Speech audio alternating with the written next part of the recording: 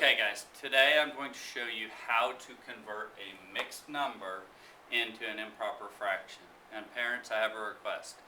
Please do not show your children the way that you learned yet. I will show them that after they learn the conceptual process.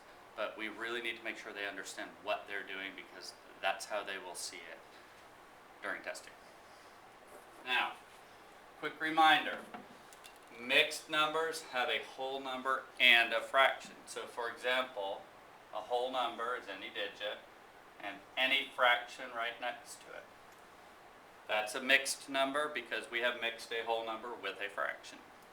An improper fraction are fractions that are greater than 1. So when the numerator is greater than the denominator, such as my example I've written here, you have an example of an improper fraction or a fraction with a value that is greater than 1. That's a step-by-step process. The first step is to rewrite the number. This is how you do that. You look at your whole number and you break it into ones. I have 3, so I would have 3 ones. And then I add those 3 ones together. 1 plus 1 plus 1 plus 2 fourths. Once I've done that, go to the next step.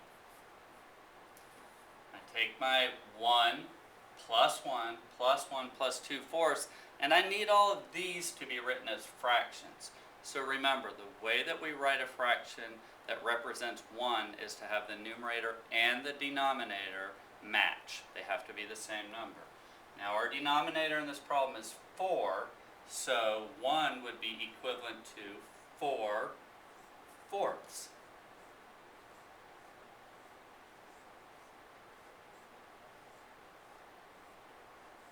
So 4 fourths plus 4 fourths plus another 4 fourths is equivalent to 1 plus 1 plus 1, which is also equivalent to 3. I don't want to forget that I have my fraction in there as well. So I've taken my second step. Step 3 is to add the fractions. Now remember, when we add fractions, the denominator stays the same. So since my denominator is 4, we call it 4. I call this the denominator shuffle in 4th grade because we just shuffle that denominator over. We know that it doesn't change when we add or subtract. Now I add my numerators. 4 plus 4 plus 4 is 12, plus 2 more is 14.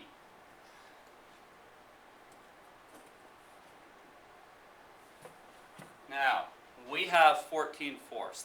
That is the improper fraction that is equivalent to 3 and 2 fourths.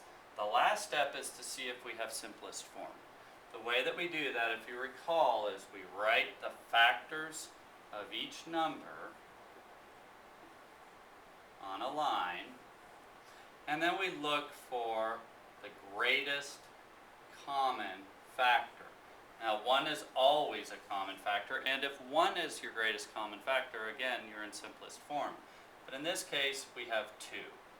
2 is our greatest common factor, so we divide 14 divided by 2, 4 divided by 2, and simplest form would be 7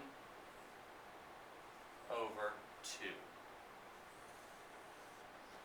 That's the last step of me doing it. Now, you guys get to try. I want you to try these 2 problems. Show all of your work. Do every single step, and if you forget one, rewind the video. You get more of me that way anyway. Have a good day.